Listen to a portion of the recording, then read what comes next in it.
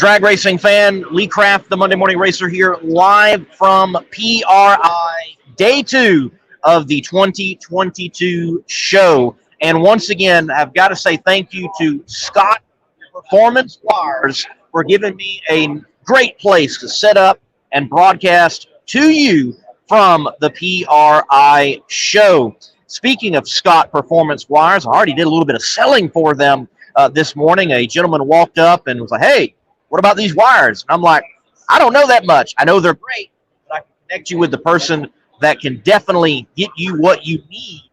And they were looking for wires for a big block Chevy. So as I said yesterday, from the LS swap to the nitro burner, Scott Performance Wires out of Mooresville, North Carolina, they have got what you need.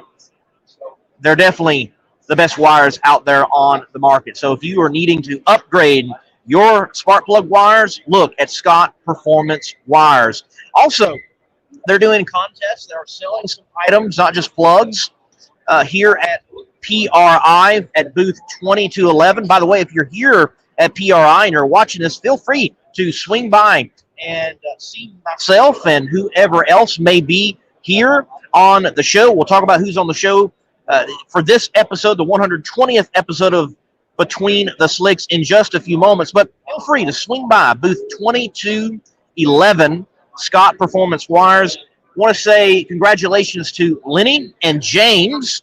They won a contest. They get a free set of wires.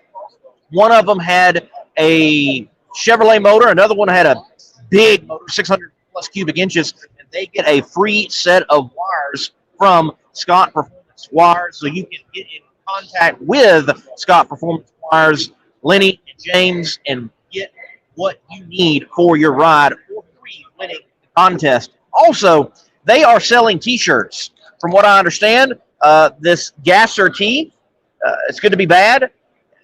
Good-looking tee, that one. And also they have the Scott Performance Wire tee with the pink ribbon for breast cancer awareness. You can see it's a good-looking shirt, solid shirt to support Scott Wires and breast cancer. $35. You can pick them up here. I believe you can also get them online. I'm just going to say that. And proceeds do go to helping breast cancer research and awareness. So Scott Performance Wires doing even more than just providing the best wires on the market. Hello to Going Bracket Racing, George and Casey, whichever one's watching along. If it's both, thank you for watching. You guys keep up the good work. And folks, Going Bracket Racing, follow them on Facebook, subscribe to their YouTube channel, and you can watch right here on the Monday Morning Racer platform, 5 p.m. Eastern Standard Time, their show where they talk about, well, what? Going Bracket Racing. They're doing a fine job, and it's an honor to have them airing their material on the Monday Morning Racer Facebook page as well. But be sure to go and subscribe to their YouTube channel, Going Bracket Racing. James, he chimes in, says, "What's up, MMR? Liking all the footage and pics everyone's doing from PRI 2022. Stellar show already, and it was just day 1. We're in day 2 now, and it is busy. There are plenty of people here. There's plenty of more good news to drop. It is, I think the biggest news out there has not dropped. And I say that not knowing any insider information. I just expect that that is the case. So, to each and every one of you, thank you for watching along. Be sure to hit the like button, hit the share button, and subscribe to the Monday Morning Racer YouTube channel. Mikey, thank you for watching. Lee sucks at Scotty Cannon. Audio wasn't good. Well, remember, that's the Competition Plus Power Hour, and that setup was a different setup than what I'm using now. I plan on the setup that I'm using now to use it today for the Competition Plus Power Hour and whoever we have on over there at the Redline Synthetics Oils booth around 1 p.m. today. So hopefully we'll have some better audio, but those things do happen for sure. And I do wish it was better audio. It was an honor and a privilege for sure to chat with Scotty Cannon. That's the first time I have ever been able to chat with Scotty. I've never even met the man personally, I've been in like the same room, I've been at the same track, but not been able to talk with Scotty Cannon. So that was an honor. Big fan of Scotty Cannon. When you grew up in the upstate of South Carolina, you had to be a Scotty Cannon fan. And, no joke. What I told him yesterday was true. I wear Oakleys partly because of his influence. So, Scotty Cannon in that interview, that was a really cool deal. Thank you, Bobby Bennett, for the opportunity to interview such a legend. Let's see. Going bracket racing. Yes, that was announced. The World Series of Pro Mod will be on CBS Sports. That is going to be great coverage. That is going to be good for the sport. And I definitely have got to go by and ask Wes Bucknow about we little YouTubers and if we're still going to be allowed to cover the race as we normally are able to with Flow and other type of streaming services.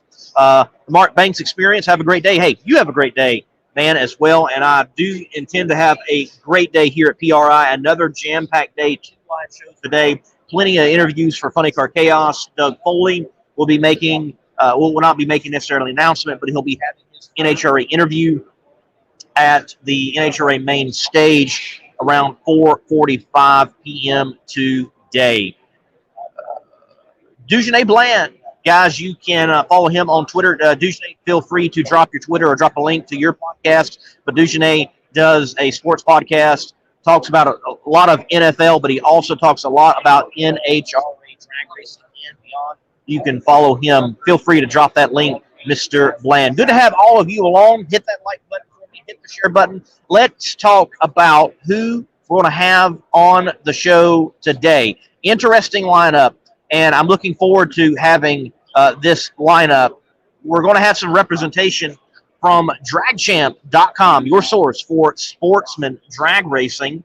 Mr. Gary Donfree of dragchamp.com will hopefully be by here very soon, and we're going to chat with him on, well, sportsman drag racing. We don't get to do that a lot here on the channel because drag racing is so diverse. There's so much to cover, and I attempt to cover, well, it's seemingly all of it, from Funny Car Chaos, PRI, NHRA, you name it. We want to talk about it. But a great opportunity to talk about sportsman drag racing today.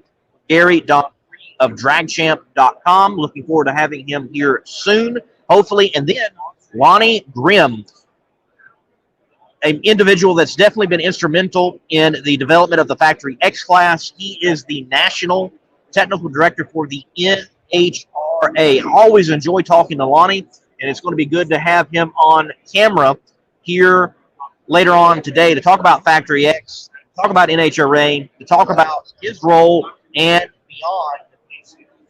Looking forward to have Lonnie Grimm on the show.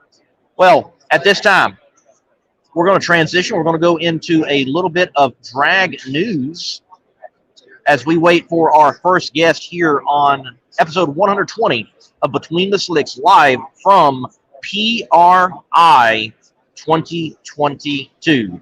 The break, and then we'll move into some drag news. The drag racing life and the RV life seem to go hand in hand like nitromethane and superchargers. And when you are traveling through the Lone Star State and you're needing work done on your RV, well, DFW RV Center is your star to contact.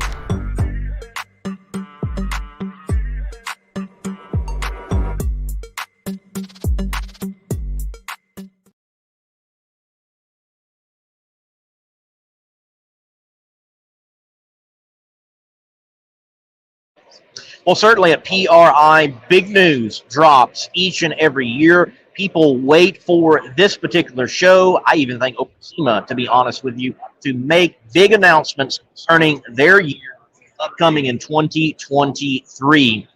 Yesterday, we had Buddy Hull on the show, and he alluded to that he was going to have a major announcement, 2:45 p.m. yesterday. That announcement was made.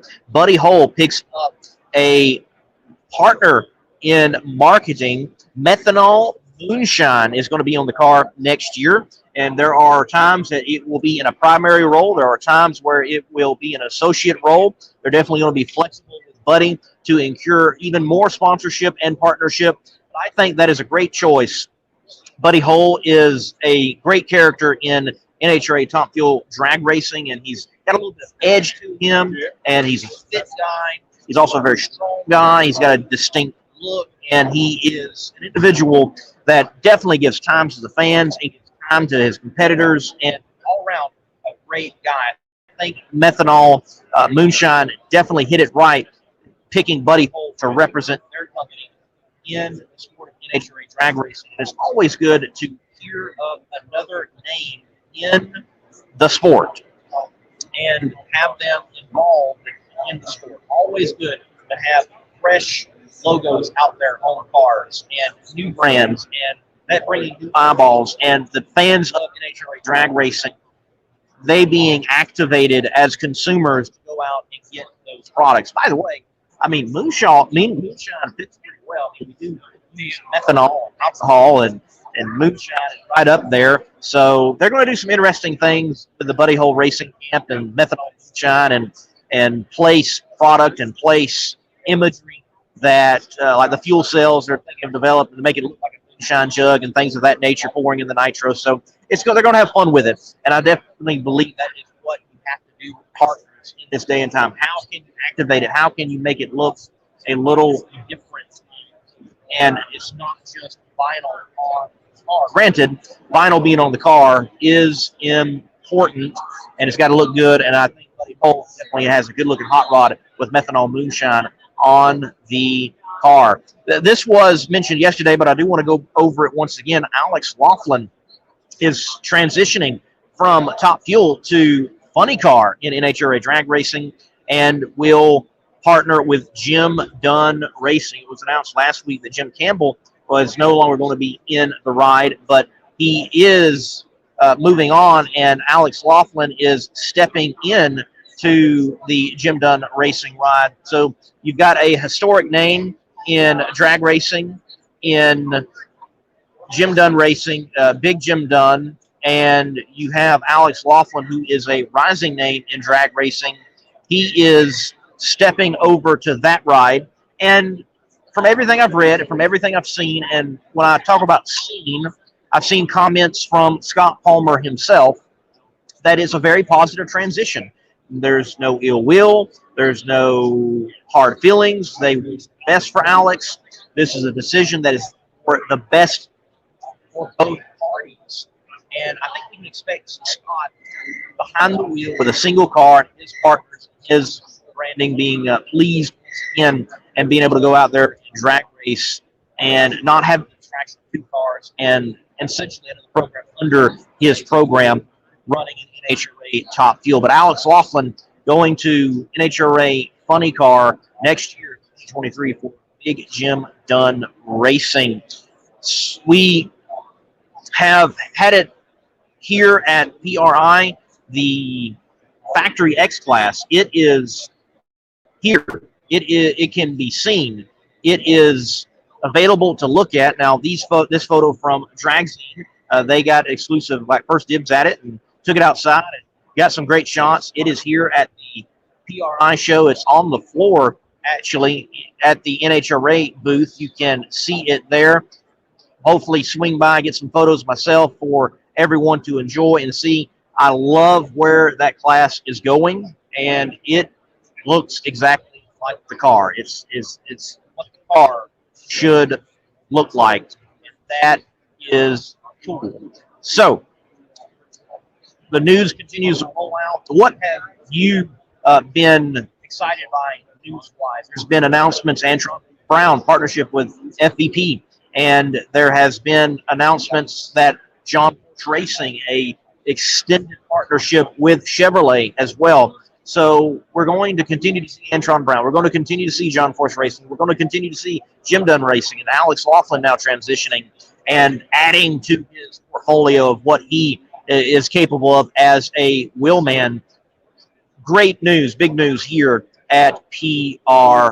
Let's go to the comment section. You all feel free to comment. Feel free to let me know where you're watching from as you hit that like button, and also subscribe to the Monday Morning Racer YouTube channel. Let's see. Mikey says that Factory X Challenger looks badass. Yes, sir, it does. It is solid. It is a solid looking car. I haven't chance to have a deep dive and like look inside and look at the chassis, that's something I'm always interested in. But the outside, well, it's a Dodge Challenger.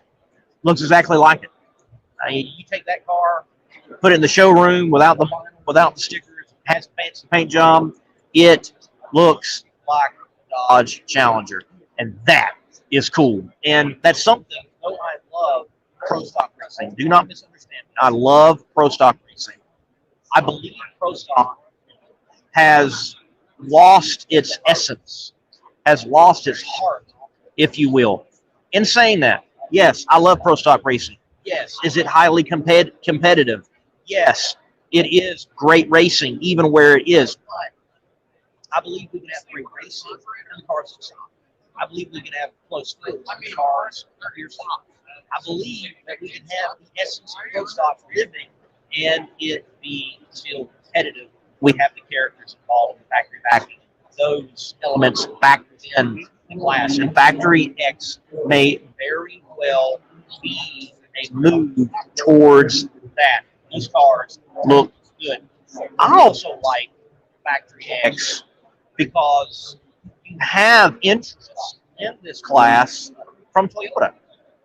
Toyota has been heavily involved in the Nitro ranks for possibly now decades, but they haven't dipped their toes all in pro stock or into top sports car, these other areas, and they have genuine interest in Factory X. That is a great thing for the sport because Toyota, everything they do, they go 110%. And I believe if you saw a Toyota that is a Factory X car, they're going to get just as much support with that program as the other programs do that get backing from Toyota, and that will give that class that much exposure.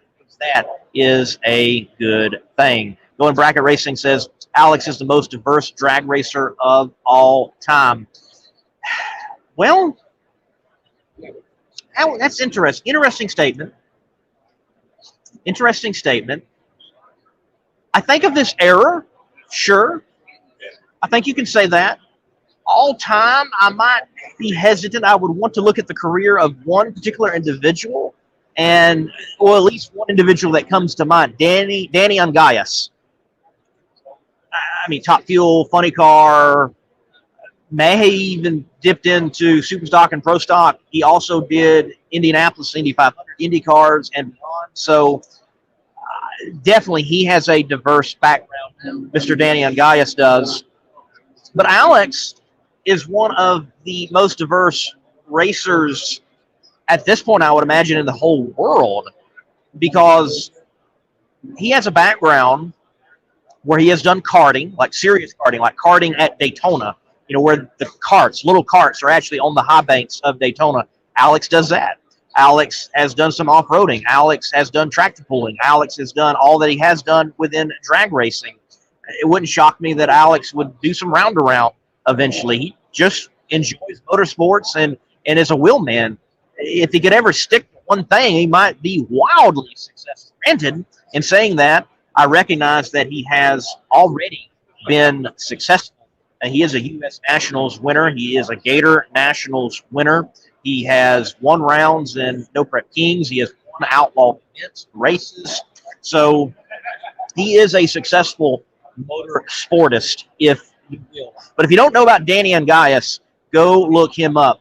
Certainly a diverse, wildly diverse motorsports career for Mr. Danny Ungaius. So you may be wondering, why am I yakking my head? Usually I've already moved on into my guest. Well, my first guest isn't quite here. Wonder if he got lost or got snagged or something, and we'll see when he does roll in.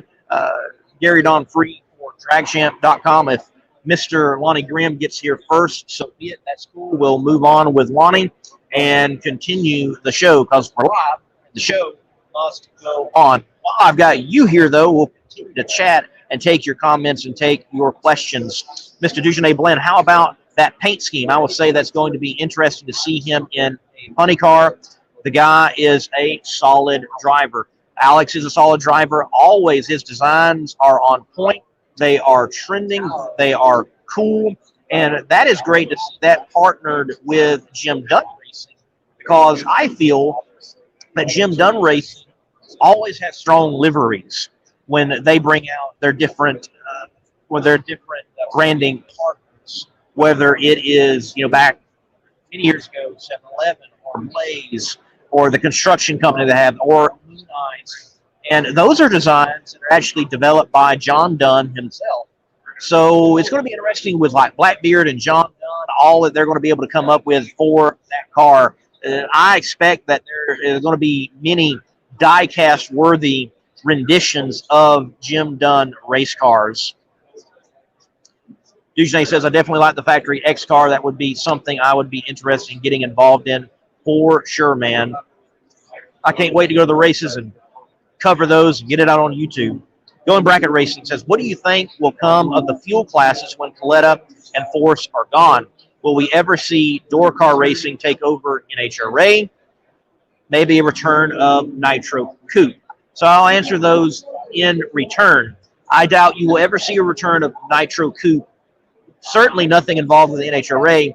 They weren't involved with the NHRA to begin with. That was a Super Chevy program. Granted, they were allowed to run at many NHRA tracks. Nonetheless, you have a situation where Nitro Coupe became honestly dangerous. If you want to see why it's so dangerous and what they were playing with and what they were operating with, you have got to look at Bill Coolman's incident that he had. To search Bill Coolman explosion, and it is one of the worst incidents you can ever see a door car go through concerning an engine explosion and a fire.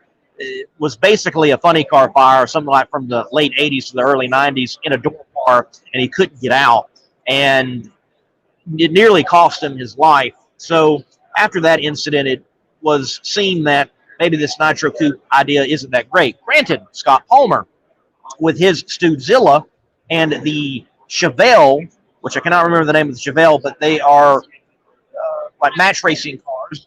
They have top fuel valve trains in them, and they're going to even be at State Capitol Raceway for the second Funny Car Chaos coming up in 2023 there in Louisiana. They intend to keep building that program and go beyond match racing and possibly even have a small series of those type of cars. That would be fascinating. There's certainly different safety elements that have to be worked out with a door car and running nitro for whatever reason. It's just a whole different animal. Door cars taking over NHRA. No, I don't think that will happen just because of the nature of nitro, the sights, the sounds, the smells. I am passionate about all forms of drag racing, but the fact is, when you look at nitro, people gravitate toward that so easily because of the sight, the sounds, the smells. I don't think you will see door car racing take over the NHRA unless they begin, as I have been a proponent of, start doing standalone door slammer events. I think that would be a good move by the NHRA to expand the calendar without expanding the calendar, to expand the TV package without expanding the time frame, and get more bang for the buck for the door slammer fellas. I think we're already seeing an answer to the days of Coletta or Force gone.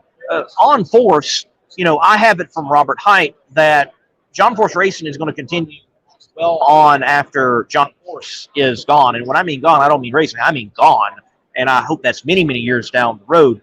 Please understand that. But John Force Racing, from what I understand, will still be around after John is gone from this world even. But if Coletta goes down to one car or no cars, I think you're going to find an operation like that be shuttled, and other people are going to pick up the pieces, and you have a rise of independent teams, and you have a rise of codependent teams such as the Antron Brown and the Justin Ashley situation and the Toyota alliance. So I think we're already seeing the breaking up, shelling, if you will, of what was Don Schumacher Racing nitro operation, going down to, well, in essence, no cars. You have the realization, the factual living evidence that NHRA drag racing is going to continue to move forward even without the super teams. Dujanay Bland Toyota and Factory X, that would be fun. They already have a V8 engine. That would be exciting. I completely agree. So, guys, I'm going to take a break real quick. I do have a message from my first guest. I'm going to check in with him and see what is going on here.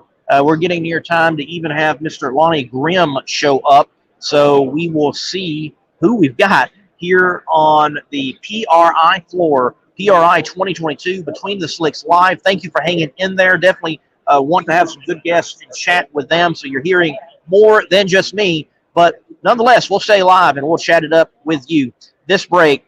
And we'll see what's going on here on Between the Slicks.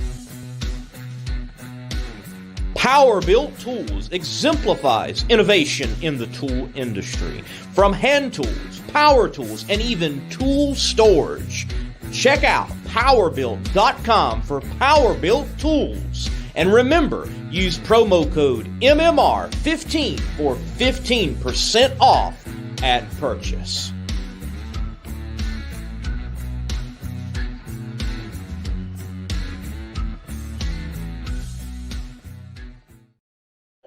All right. Well, thank you once again for being here. Gary, if you would go ahead and take a seat, we'll get you right on cue. Here for Drag Champ, I'll transition. We'll go to the wide angle here on the show and talk with Gary Don Free of Drag Champ and get some sportsman news here on the show, which we rarely do, and definitely glad to get that. So bear with us, one more break, and we'll transition. Guest number one right here on Between the Slicks. If you own a beautiful modern muscle car like this 1320 Challenger, I'm sure you don't want it stolen. Because the Challenger and many other modern vehicles have an easily accessible neutral release strap. That was your coin holder in your central console, and beneath that there's this red cord that someone can pop, put it into neutral, and potentially easily steal your car. But at Destroyer1320.com, they have the TDS, Theft Deterrent System, which is a cover over that strap using factory mounting points so that you don't get popped by a thief. So make sure to go to Destroyer1320.com using promo code MMR for 15% off and get your Theft Deterrent System, TDS, and steal the thieves' hope. Live from the Scott's Performance Wires booth. That's booth 2211 here at PRI 2022. Gary Don Free of DragChamp.com. Well, first of all, we talked a little bit before, during that break, you mentioned your podcast. Where can people go listen to what Drag Champ's got in your podcast, and what does it cover? Okay, so we have the Drag Champ Show. You can find it on any of the podcast players. We actually have transitioned it. We've got about 70, 75 episodes that are posted on any of the podcast players on your phone and things like that. And then we've transitioned it part of our membership program now. So it's a little more hidden.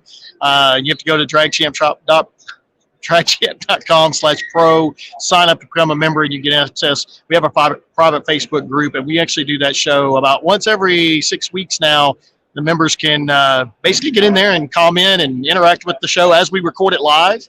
And then what we're going to start doing with those is post them, 3 to 6 months later to our regular Apple podcast and, all the different podcast players and stuff like that. So even if you're not a member, you get access. It'll just be on a delayed basis. But it's mostly bracket racers on the podcast. So if you're into sports and bracket racing and those types of things, we have a lot of characters in there. It's not a G-rated show, although we don't cuss all the time, but there's quite a few episodes that get a little, they're definitely not for kids, but they're still fun. And it's just basically a bunch of guys sitting around talking bench racing about bracket racing and racing in general and things like that. So it's a lot of fun, and it's a little, it's not real polished and all that. It's just fun. So that's what we do.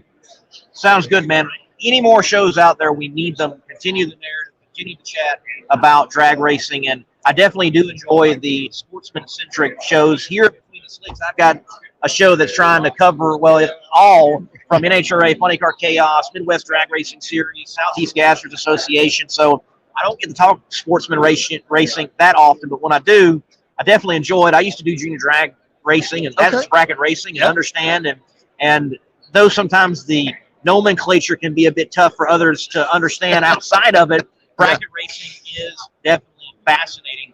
So for you, dragchamp.com, y'all definitely hone in on what the Sportsman Racer is doing. Correct. Why that, and why do you have a passion towards that segment of the diverse sport that is drag racing? Well, I grew up sportsman racing. So bracket racing was where we started. My dad did NHRA racing forever in the Lucas Oil classes. That's where my whole attention has been. And we like the pros and all that, but there's so many outlets that cover the professionals, that cover pro mods, that cover street outlaws, all those types of things. But there's really not a lot of outlets that would keep track of all the races that go on week after week, across the country and help give those racers the attention they deserve. So basically I saw a need that I wanted to fill for myself personally, and found out that a lot of other people were wanting that fill too. So we really we don't cover anything pro mod. We don't cover any of the heads up stuff. It's not that we don't like it. It's cool stuff. I've been at some of those events and the no preps and all that, and it is really cool. But from a promotional standpoint, we want to build that community around the bracket racing that we do and the NHRA sportsman racers that don't get the coverage that they would normally want. So we're one of the few that actually spend a lot of time, or all of our time actually, just on those categories. So it's a little bit of a niche market at times. It's not as big as covering the pros and all those, but that's not what we're trying to solve. We want to give that community an outlet, and it's really worked out well, and we get a lot of traffic and a lot of attention for that, and those racers become household names across the country now. Yes. So in the past, if you didn't race in California, you may have some racer that's really known in California, but the guys on the East Coast didn't know them, or vice versa. Now, people know because they can go on our page. They can see race results from all over. They can see racer spotlights. They can see all these things where we're highlighting these racers, whether it's a junior racer or somebody running, really, really fast bracket racing, or NHRA super stock or stock. There's now a place for them to be known across all the platforms. Yes, it's fascinating, and it's good that bracket racers, even if they're not going to NHRA national events, they do become known. There are these individuals out there, and you can name names well beyond what I'm able to, but when they show up to those particular big money bracket races, their name's at the top of the list. And from what I understand, there's even power rankings of these particular individuals. Correct. We do a top 10 list. We started it just over 3 years ago, and every week we do a top 10 list. Some of it was kind of based on the Street Outlaws. We're watching that, and that's really cool, and how they had their list. And ours is a little different. You don't get knocked off you don't move up week after week. It is literally a weekly recap, and it was mainly to get more traffic to the race results that we were posting, but it was also a way to kind of accumulate those race results to what was the best results, or who performed the best during each week. And so, if somebody's winning 2 or 3 weeks in a row, they're number one on the list, but they miss a week, somebody else is on there. And every week there's people that are winning multiple times in a weekend all across the country. And we just take those wins and what they do and come up with a ranking system. And that has really been the key core content of our site, and has really exploded the growth of our site, is having that. And we do a separate one for the junior racers. So now the little kids that are out there racing, a 9-year-old could be the number one person on the list across the whole country that week. And so it's really created a bunch of attention for those junior racers. They nominate each other, on our Facebook page on Monday nights, and we have nominations posts where they help us because we can't keep up with the thousands of racers. So people go on and nominate. We look at that stuff, and it's amazing how much people can win in 1 week. I said, you won more in 1 week than I've won in like 3 years. So it's a lot of fun. But that ranking helps. Once again, it's a way to promote the people that are performing well, give them more recognition that, quite honestly, they would never get anywhere. And NHRA has done a really good job in the last year of doing more sportsman stuff for their racers, even for their juniors. But it takes a lot of attention to really get that out there. So we're just one small part of it, but it's a lot of fun, and it's very rewarding. Well, don't discredit yourself being small part. Even small work is a big part of getting that exposure. This show, I oftentimes will bring on the Southeast Gasser Association's winners and champions because they don't have any other outlet that's willing to bring them on and talk to them live. And they are characters beyond their cars, and their story is worth being told. And so is it with the sportsman racer. Their story is worth being characters. Told. Yes. Better than any street outlaw or yes. What is it? OCC choppers and all that. We've got those characters every day in racing. Yes. And they're in every one, just like you said, the gassers, the funny car chaos. It doesn't matter. The pros are a little too polished, I think. I agree. But below that, and it doesn't matter which class, there's so many stories and people that have so much character and just interesting, unique people, opinionated, some are louder, some are quieter, but there's a lot of stories to be told. And we like to get that out there for sure. And that's kind of what the podcast does. It lets people see, whether somebody's quiet, but they may have a lot of really interesting things to say. Sure. And then others are just funny and everyone's laughing and going crazy the whole time. But everyone is different. And it's just one more way, as you said, of getting that person some attention. It takes all of us. We try to cross support as many different platforms as we can. If people want to work with us, we try to work with as many people and help them. We don't see anybody's competition. No, nobody's our competition. We don't care. We will help support anybody that wants to support racing. And if all of us are working together to do that stuff, we build up our ecosystem so that it is nationally known and people have an opportunity to be showcased for their skills or their story or whatever it might be. I completely agree. More synergy, better for the sport. Yeah. Now, your staff briefly looked over it, and you've got a staff that appears that they know what they're writing and talking about because they're sportsmen racers themselves. Like, I haven't met her yet, but Jessica Spears Hicks, I know her sister Cassandra. Okay. I message her and I'm like, hey, come talk. And she's like, I shouldn't be me, it should be you. But even she's a sportsman racer. And it looks like that's your entire staff. They know what they're talking about because they're in it. That is true. So we have Megan Bohannon is with us, Jessica Spears, and Peyton Cusimano is Pillinger now. She just got married. They're all bracket racers. They grew up bracket racing. Jessica's husband and Megan's husband both race. I'm not sure if Peyton's husband races, but they're part of it. They live and breathe this. And Blakely Brown is now our social media person, and she's come on board in the last probably 2 months or so. And her husband races, and she's around it. So everybody that's on our team is just eats it, lives it, breathes it, sleeps it, you name it. That's what we do. So they know what they're talking about when they talk about the races, and they write those recaps. So they promote the social media aspect of it. And they're doing their job. It's because they really just enjoy doing it. Just the same way I grew up at the racetrack. That's my childhood, was we didn't fish and all that. I did that with my friends' parents and friends, when we were going to go do something, but everything we really did revolved around a racetrack. So, and going to the races. So that's what's so cool about this, is being able to now take that knowledge and expertise and apply it and help other people. So Gary, I encountered for the first time Dan Fletcher at the 2020 Winter Nationals. He's sponsored by strutmasters.com. I'm helping strutmasters.com at that time, giving more exposure to their drivers.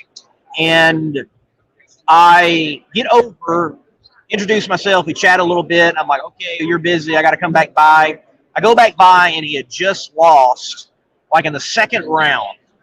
Both cars are out. He doesn't make it to the money round, and Dan is in not the best of moods at the time. He doesn't lose a lot, but nice. But he was like, I just don't think this is the time right now, Lee. And obviously, I've interviewed him many times. He's been on this show before.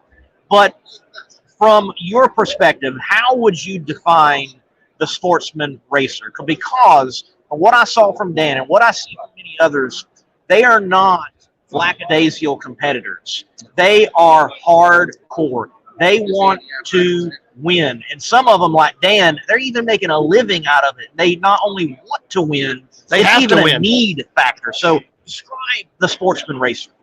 We have a few different styles of racers, but Dan is really one of the elite. He's the winner. He has to win because that's his livelihood.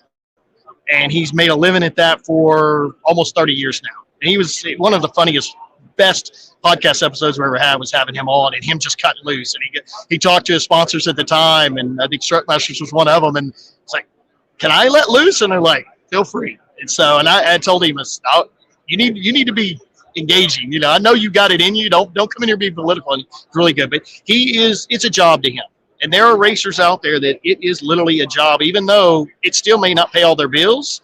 It is treated as a job. It's very professional, even though they're not a professional racer, as in top fuel, funny car, something like that. It is every bit a business to them.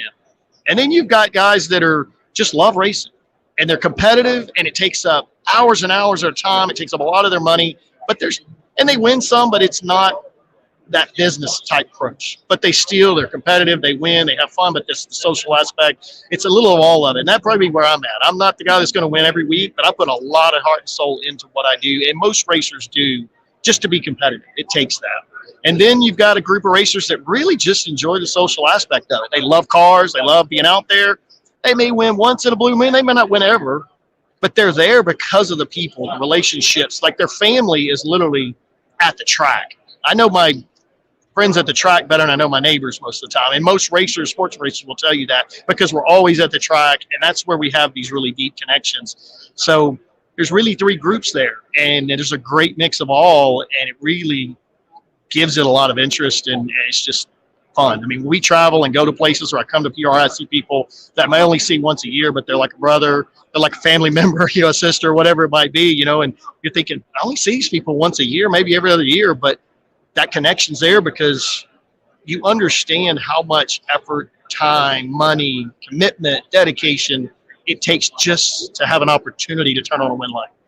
And you respect that out of everyone because you just can't half-ass it in the sport and just mail it in and think you're going to turn on win lights. It just does not happen. So that's what really bonds everyone on the sportsman side. And it's every bit as tough as, the professionals or NASCAR or any of those. So, and I think they have a lot of that. The NASCAR guys, sometimes you watch some of those shows and you'll see qualifying. The guys are over there, they're competing in button heads on Sunday, but Friday night, like, did you see that pass? That was kind of cool. That lap was, Right. I think it's the same thing with us, So very much the social aspect is a big piece of it. It brings us together. It's fascinating that I wish we didn't even use the term sportsman. I don't even know. I don't know what would be the right term, but it doesn't convey accurately what some of these guys are doing. Yeah, I don't know if it really matters in a way. Like last year, I think earlier this year, there was a debate online about sportsmen, or do we call them some type of different name? And most of the racers just said, we don't care. We've been called sportsmen since the 70s. And I think it really doesn't matter because we most of us are not a business in the sense that it's not our only livelihood. So we really don't care if it's a pro or not. We know the commitment we put in. And unless you do it, you're not going to know. And just calling me a pro or not a pro really doesn't change the level of commitment and dedication because average fan doesn't care. They don't really care. They want to know, what are you doing on the track? And they want to watch and have fun, see what you're doing. Or they want to check out your car and learn more about it. They don't care if it's a hobby or you're a pro. But at the end of the day, if you hang out with people that rodeo, it's the same level of commitment. If you hang out with people that bass fish, it's the same. If it's a golfer that run, maybe an amateur golfer. Well, they're called an amateur, but to me, they're a pro. Yes. Right? It really doesn't matter because you understand when you talk to them how much time and energy and effort, money, all those things they put into something that is not even a full-time job, but they love it that much. And I think for us, sportsman's probably an okay word. It may not be the best word, but it's a lot of everything to do what we do. But I don't think we do it because of the name. But it really blew up a little bit of social media this year when somebody posted it.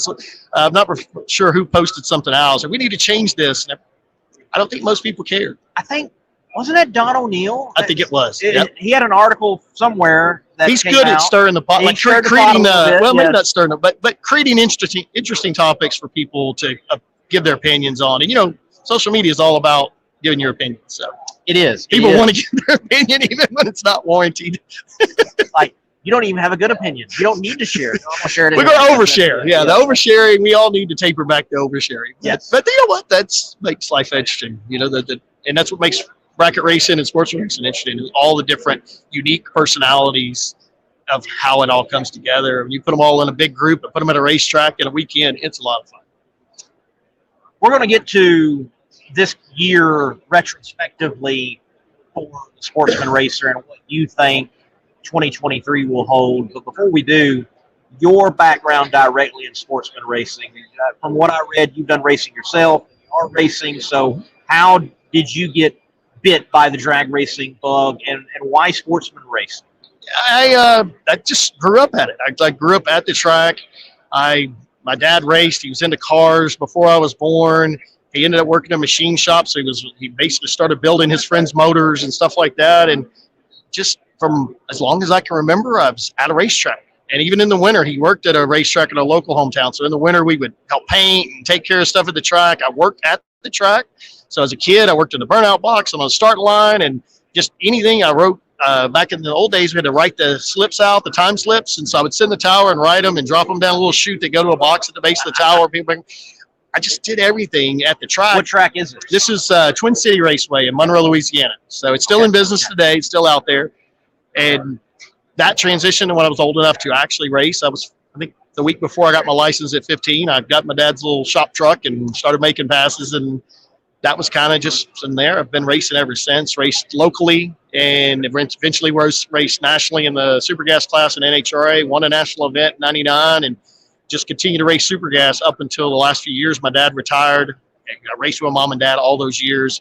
And then I bought my own rig and we bought a dragster. Now me and my son and my wife, my son's driving my car now. He started in juniors and kicked me out of my seat earlier this year when he turned 16. So he's out there racing and we're having fun. But I grew up, my dad owned a machine shop, so I worked in that. I've built engines, I've machined them, eventually got a degree and moved into the corporate world. And I do that now for my full-time job. But the Drag Champ program was just a way of kind of extending my commitment and relationship and love for drag racing and finding a way that I could contribute to others besides myself. So just grew up when it is really the main way I was involved. Sure. You get deep enough into something, whether it's hunting, fishing, whatever, that's just all you know. Right. Yes. There's some people, depending on what household they're in, they are definitely on that trajectory easily to whatever the family is. There's some inherent knowledge just by being in that environment that you pick up. And then, like I said, what you know the most, you hold fondest typically. So I think those all play into the fact when you grow up around it. And that's why it's so important to have the junior racers out there learning at 6, 7, 8 years old, 9 years old, 12 years. They're building the future of our sport. And so we've actually, the first probably 2 years of Drag Champ, we didn't focus on the juniors just because I didn't know much about them. I'd never had any input into those. And then I was busy just covering what we were covering with the races. But as I added staff and we realized there was more of a need, we brought those junior racers into our program. And now it's like a 50-50 deal. We have just as much content for juniors and members and just followers for the junior racers. But that's breeding that next generation that have grown up loving the sport, doing it every weekend for their whole life. And we hope that carries forward and continues to grow the sport. I imagine you mentioning Monroe, Louisiana, that we have raced at a mutual place. I used to race at when it was known as Red River Dragway up there in Gillum, Louisiana. I actually won a couple of junior dragster races and attended some IHRA national events there. And what is it now? Like Thunder Road? Thunder Road. Like that. Yeah, it's actually not even in existence right now. It's just sitting. Wow. I think the owners of that track have been through a few track managers that maybe not, I'm speaking the hearsay, but obviously didn't agree in some shape, form, or fashion. And now I think they just lost interest and it just sits. It's unfortunate. It's a nice little track. They finally got roads out there where you can actually get to it really easy. And now it's just kind of sitting like, unfortunately, too many tracks are. We're losing too many tracks, which is a whole other conversation for another day. But that we definitely probably crossed paths there. Okay. All right. From going bracket racing, two gentlemen, Casey and George, are doing a fine job for Sportsman Racing. Love those guys. They're doing a good job. Very excellent job. They asked, Gary, what was it like transitioning from junior dragster parent to real dragster parent? I never was really the junior dragster parent. I was only in it a short time, about a year and a half, 2 years maybe. And I went from, I think the best thing is at least I understand the big car. The junior, we bought it turnkey because I didn't know how to build one. And I told the guy, you got to show me how to do all this. And so he rolls it out of the trailer. He walks over, flip this switch, turn this, and then you're good. Okay, what does all that mean? And so just the not knowing, I was really, really scared. Not for my kid. I wasn't worried about him on track. I felt like he was old enough. He was about 14 when we started. I knew he could handle the car, just not understanding those things. And they're so different than a big car. Like literally it's complete opposite. So it took a little while to learn and it's just, there's a lot of work in a junior dragster because you have to go pick them up. You have to tow them up there, tow them back. You have to start them. You have to reset the clutch, and then you have to add weight, take weight out, adjust this because if it runs faster than 790, you got to make adjustments. Whereas bracket car can just run whatever it runs and put fuel in it, charge a battery. And my son could pretty much race it by himself after, and now it's much easier now. Having two cars too was a problem, and my racing suffered because I wanted my son to have the best opportunity to compete, have a good car under him, or I would hear about it. If my car didn't run good, it didn't bother me so much. And so that was fun. And so it's less stressful now. It's easier. I really wanted him in juniors to learn the basics of driving a race car and competing. And you mentioned earlier, sportsman racing, it's a breakout program. It's not who has the most money or who has the fastest car. And there's nuances to driving that and doing well. And Dan Fletcher figured that out as winning as an HRA sportsman driver ever. And so teaching him, watching him grow has been very rewarding. And it's just a lot less stressful now. And it's much easier to focus on one car than two. So to be honest, it's way more fun right now. And it has nothing negative of being juniors. It's just what I know, what I'm used to, and with one vehicle. So I've stepped out of the driver's seat for an indefinite period right now. And at some point I'll get back in because I just love to race. But being at the races with my son, seeing him grow and learn has been outstanding. It's amazing how a smaller scale drag vehicle can be more complicated than the big one. It's really simple. It's a carburetor and a coil and a fuel pump. I mean, but the clutch and the weights and it's just so different. And I think if you started in those at 7, 8 years old with your kid, you start to figure that out, because there's a lot of racers that have been racing juniors. They've never raced a big car. So now their kids getting to the age where it's time to start, and they're terrified to go into a big car because they're like, we've never run. So it's some of what you know. Right. And I think most of the racers that their kids, they've raced their entire lives or, for years, and now their kids are getting into juniors. They're just like me. They're just, what do I do with this thing? And then they start figuring out, oh, it took me a while to figure out it's completely different in the tuning than what a big car is. But they're really not complex. It's just different. And they react different. And the things you think you know, you got to relearn. So I think that's a tough part for a parent that's been racing.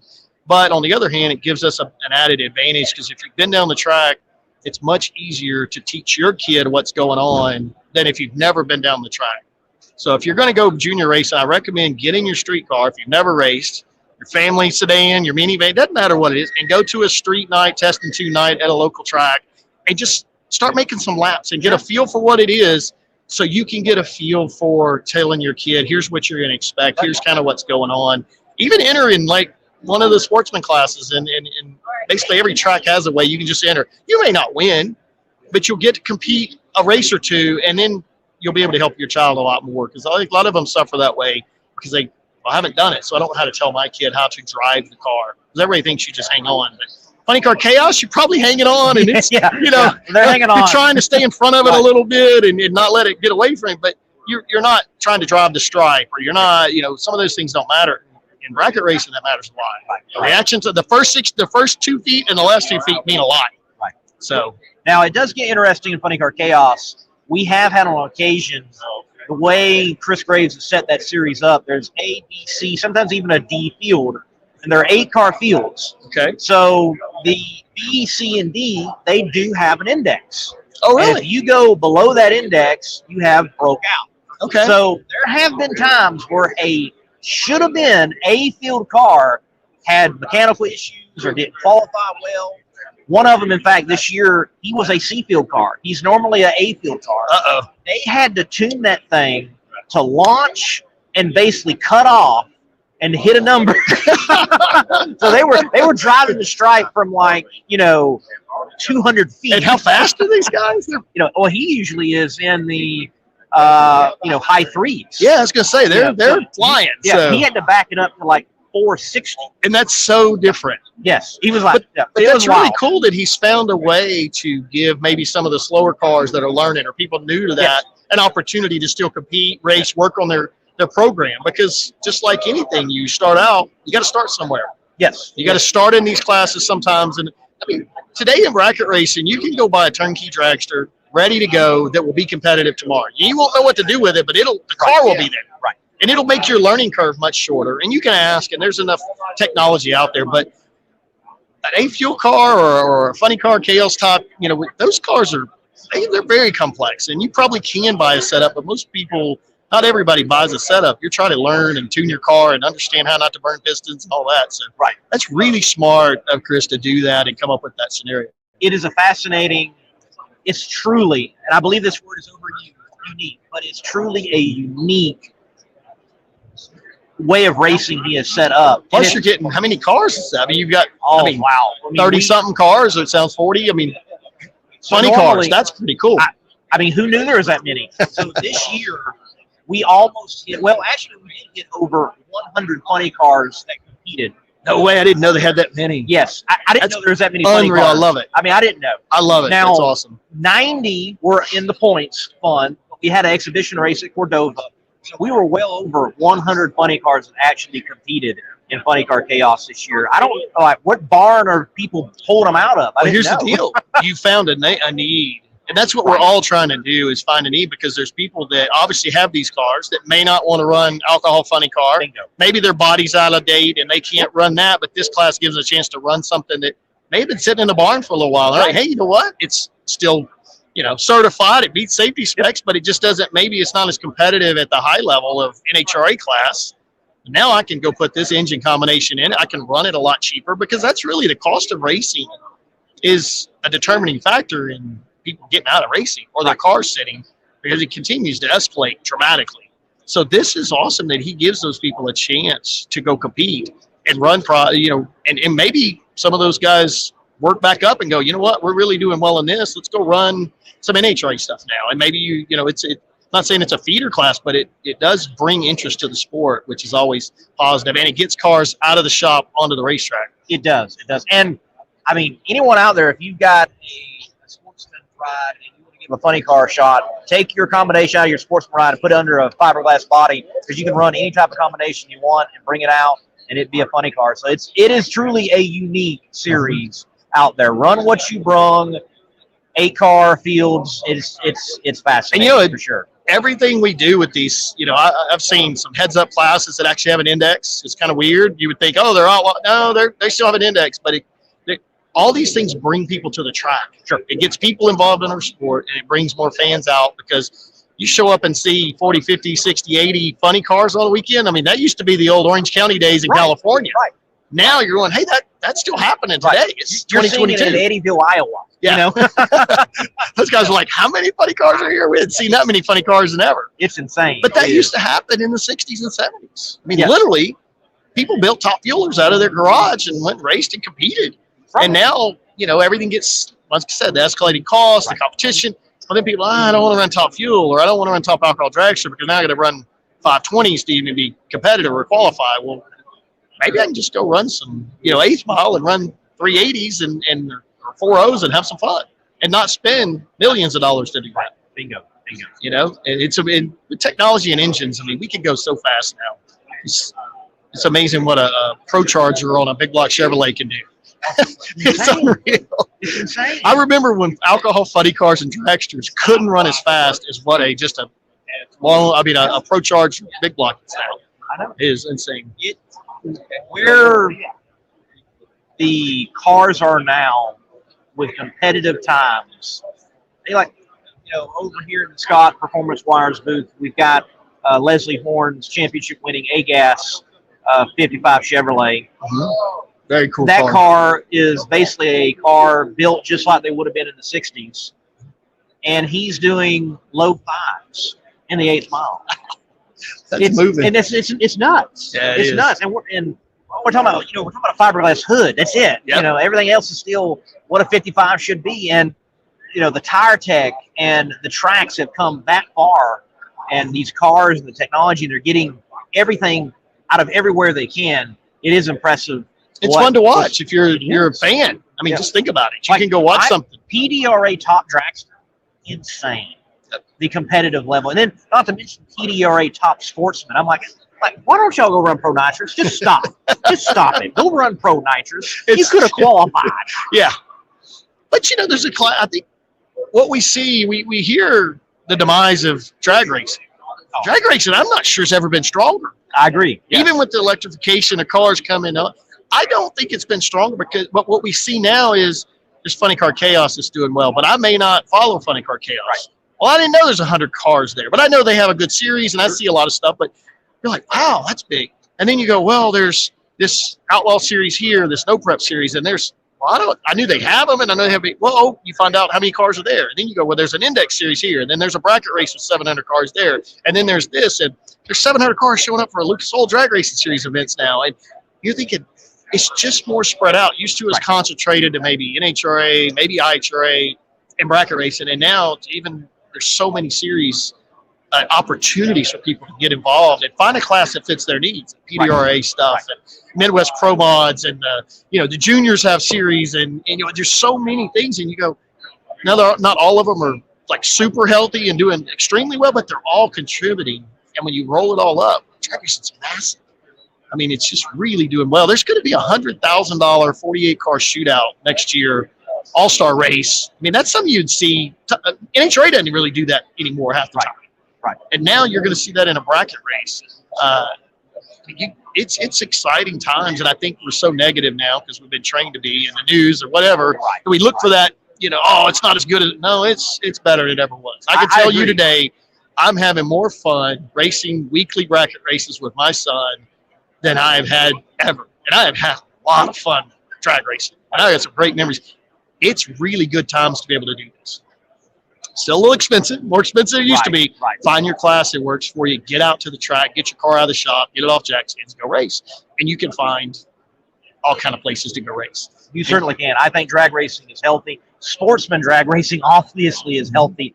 I think one event had like over 600 something entries this year. We had like a million the or fall something. fling. The fall fling had 650. I think it was his biggest fling series ever. And then you went to the million it wasn't a month later. There was 600 and I don't think it was 700, but it was close. I mean, it was 600 plus. There's just been some really large races this last year. And I think what happened was some people decided, well, I'm not going to race locally as much, but I'm going to save up to go to this one event. I'm going to save up. And what it proves is that every event may not have 700 cars, but when people show up, there's still a lot of cars there. And even at those races that had 600 cars, there were 150 names that you could go, oh, well, they weren't there. No, that one. We have a lot of racers out there. You'd be surprised how many cars are sitting in a garage or a shop somewhere. Oh, I'm sure. That's only a few hours away from putting a few things back together or one part or two, and it's ready to go race. There's a lot of racers out George, Casey. Yeah, Casey's selling a car, but I see George quite frequently in Texas now, so that's always fun. I got to run into Casey. I got to go somewhere to get to them. But the guys that go in bracket racing, they're same thing. Love what they do. Yeah, they're doing a good job. They contacted me out of the blue one night. I really didn't know what they were doing, and I'm like, man, I love what y'all are doing. This is so awesome. Every one of us has a unique message, a unique way of presenting things and bringing different topics to light in a certain way. We can all talk about the same thing, but what I love about Casey and George is they bring a different view to the topics. Sure. And you're like, man, I hadn't thought about that. I'm always like, I hadn't thought about that, they do a great job of that, and they just build the sport. And I love what they're doing. So, your top 3 2022 in sportsman drag racing. It could be an event. It could be a particular winner. It could be a driver overall this year. What's your top 3 from sportsman drag racing? I think let's just talk biggest news. So the million was obviously the OG million, as we call it in Montgomery, was probably the biggest news because there's a lot of shakeup over, there's a ton of cars there. And then there was some issues either with the track or timing system and not really sure what. I wasn't there, but that seemed to be the biggest story because it was really one of the biggest stages of the year. And so that was very interesting just in general. I think just some of the youth that were doing well last year would be like name Braden Taylor, young guy, 17 years old, just out of juniors, won a $60,000 race earlier this year at Montgomery. And you take Donovan Williams, who's another young guy who's been on our podcast. Is obviously comes from bracket racing royalty with his dad and his uncle. But the kid won two individual $100,000 to win races this year. And I guess he's old enough to drink. I don't even know if he's 21 yet. I mean, he's still a young guy. Right. Corey Galitti's another young guy that's just barely old enough to drink and winning on a consistent basis. So the youth in there would probably be number 2. And just number 3, the overall interest. There's been some really large races this year, and people are showing up when, once again, people like to take the negative view. Sometimes it's more fun, but track racing's not dead, man. These events are packed out, and I'm already planning. We're going to Vegas next year for a spring fling race, and I'm going to let my kid run in the million. He probably isn't prepared. I'm going to throw him in the Shark Tank because I want to go to that race as destination race. And I think that's what you're seeing with some of these. Sure. Is that a lot of people have said, okay, I'm going to save money. I'm going to go to these 3 races, take that money, and now go to a destination race. And I'm going to show up at one of these big ones. Win, lose, or draw, we're going to go and be it there because the media presence around it is making these races feel so big. And it's almost like, man, I'm missing out if I'm not there. And that's what's cool to see, is that resurgent, because there's a lot of big money races out there, and you want those to be supported, and you want people to enjoy going to those races and have fun. And to see that people supported them was definitely a top 3 moment. 2023. What's out there on the horizon for the Sportsman Drag Racer? What does it look like? Well, I think the 100 grand race they're going to have, the 48 car invitational, that is something that's got everybody's attention. Oh, invitational. It's I believe it's an invitational type setup. I don't have all the specifics, but it's really the best of the best. They're going to definitely be using that Drag Champ Top 10 then. Yeah, it's kind of funny because next week in Gulfport, we're having the Drag Champ Invitational, which is the 64 best juniors in the country, or at least that applied. We had about 130 racers apply, and we took, based on their resumes, the best 64. We're going to have a big junior race there next year. Well, that's kind of what that invitational, the 100K invitational, will be next year, or the type of deal where you're looking at the best of the best. And we're going to, we all talk about, well, who's the best? Well, in the 90s, it was this guy. In the 80s, it was this guy. In the 2000s, and everybody's in different primes at different times. But the good thing about bracket racing is you can be 70 or 17, and you can still be really good, because there's racers out there every day doing it. Age really doesn't play a whole lot into that. It can, depending on how well you take care of your body. I know some racers that their eyesight's gone bad, or they've had some kind of health issues that maybe limit them in their last 10 years. But in general, so having that 100K out there and having the 48 best racers, it's going to be really interesting. And, I think next year the Drag Champ Invitational, once again, it's 64 cars entered. That race is going to have a dream team race in it. It also has a 5,000, 2 5,000s and a $20,000 race that weekend. That's coming in December of next year as well. That's the biggest junior race of the year.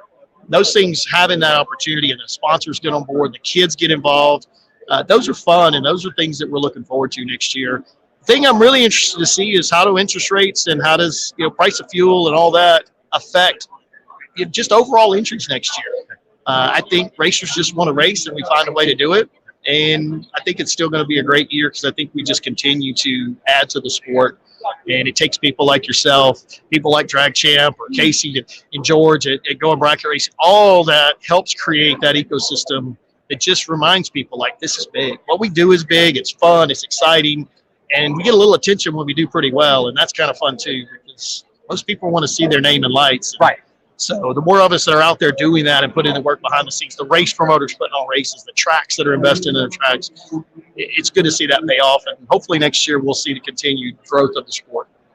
All right, Drag Champ, as we wind down, where can people get plugged in, follow, subscribe, read?